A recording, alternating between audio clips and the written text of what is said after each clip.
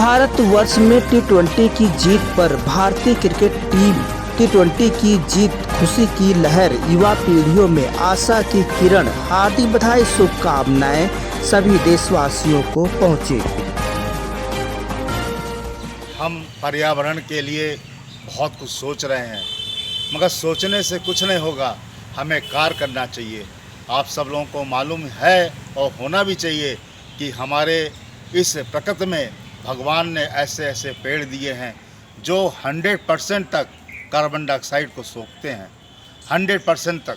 जैसे कि पीपल का पेड़ कार्बन डाइऑक्साइड को 100% सोख लेता है। और ऐसे आंवला, नीम, आम और बरगद आदि ऐसे बहुत से पेड़ हैं, इमली, जो लगभग 70 से 80% तक कार्बन डाइऑक्साइड को सोखते हैं। तो जो हमारे पर्यावरण में कार्बन डाइऑक्साइड को सोखने की जिसकी परसेंटेज स्थिति ज़्यादा है, उन पेड़ों को हमें अपने आसपास लगाने में पहल करनी चाहिए। और इससे दो फायदे होते हैं, एक तो हमारा पर्यावरण संतुलित रहता है और दूसरे हमें फल भी मिलते हैं, हमें स्वच्छ वायु मिलती है और हमारा पर्यावरण भी बहुत ही संतुलित और स्वच्छ रहता है।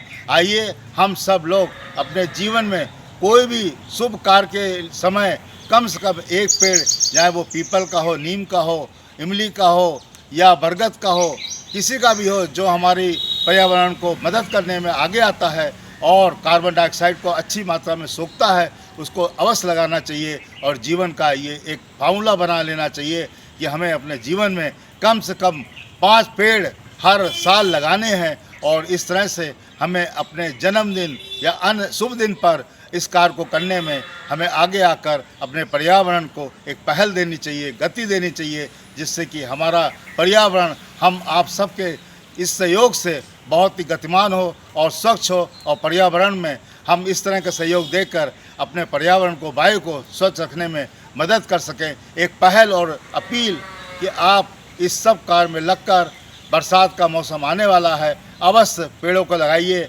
अवश्य हरियाली को लगाइए, अवश्य पर्यावरण को सहयोग दीजिए और इस आने वाली बरसात का स्वागत कीजिए। पेड़ों को लगाकर, पेड़ों को की हर तरह से व्यवस्था करके हर जगह लोगों को इसके बारे में सचेत कीजिए, जागरूक कीजिए कि पेड़ ही लगाकर हम अपने इस मौसम के तापमान को संतुलित कर सकते हैं। और जो कि आज के समय में बहुत ही आवश्यक है, क्योंकि आने वाले समय में तापमान अब घटने वाला नहीं, बढ़ने ही वाला है। इसलिए पेड़ ही ऐसे माध्यम है जो हमारे तापमान को कम कर रख सकते हैं। एक अपील और विनती। जय हिंद, जय भारत।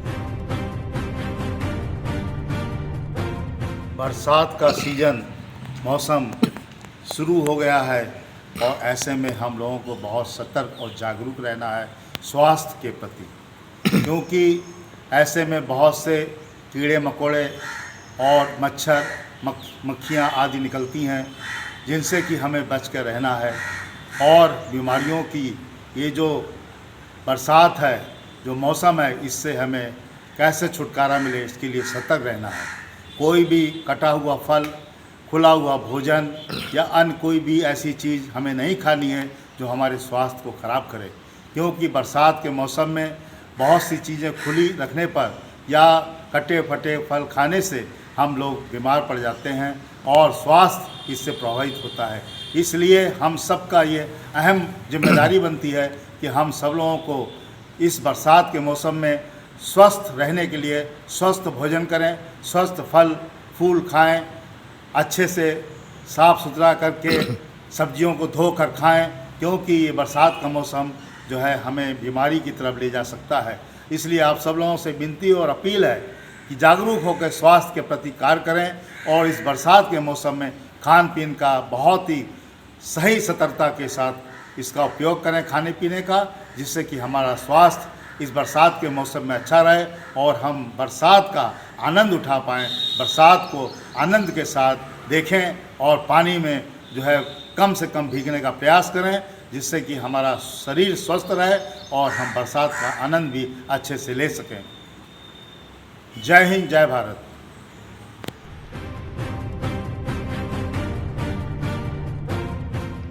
हमारे देश के रक्षा वैज्ञानिक दिन प्रतिदिन आत्मनिर्भर और स्वदेशी उपकरणों के माध्यम से भारतीय सेना को सशक्त कर रहे हैं। अभी हाल में ही रक्षा अनुसंधान एवं विकास संगठन ने एक ऐसा उपकरण बनाया है जो वास्तव में भारतीय सेना को और मजबूत कर रहा है। High speed expendable aerial target, जिसको कि HAT के नाम से भी जाना जाता है, विकसित करके देश की विशाल कार्य को पूरा करने में अगड़ी हुए हैं। और इस विशाल कार्य को करने के लिए हम इस उपकरण के माध्यम से मिसाइल के उपयोग को सही तरीके से लाने में, इसकी उपयोगिता में हम आगे बढ़ेंगे। हमारी भारतीय सेना इन सब चीज़ों के माध्यम से अब नए नए उपकरणों को लेकर देश में जो है इनका उपयोग कर रही है और दुश्मनों के छक्के छुड़ाने में इनका उपयोग कर रही है। वास्तव में आने वाला समय भारतीय सेना को और स्वदेशी और आत्मनिर्भर उपकरण देने में आगे रहेगा और इस सब के लिए हमारे भारतीय वैज्ञानिक इसके धन्यवाद के पात्र हैं। आने वाला समय वास्तव में भारतीय सेना को वो मजबूती देगा जो दुश्मनों को छक्के छुड़ाने में इतना सशक्त कार्य करेगा कि वास्तव में दुश्मन इधर मुँह करके देखने की भी हिम्मत नहीं करेगा। ऐसी भारतीय सेना को वास्तव में इस भारत के हर नागरिक को गर्व है। और आइए हम अपने भारतीय सैनिक को रोज़ प्रतिदिन यही प्रार्थना और विनती करें कि वो स्वस्थ रहकर हमारी देश की सीमा की रक्षा करने में हरदम डटे रहें, लगे रहें और भारतीय सेना अपने आप में एक सशक्त सेना बनकर देश को ऐसा नाम रोशन करने में दे जो वास्तव में सब लोगों को एक नई सीख प्रदान करें। जय हिंद, जय भारत। नमस्कार दोस्तों, मेरे चैनल को सब्सक्राइब, लाइक करें और आइकॉन को जरूर दबाएं ताकि आने वाले वीडियो को आपको नोटिफिकेशन मिल जाए। धन्यवाद।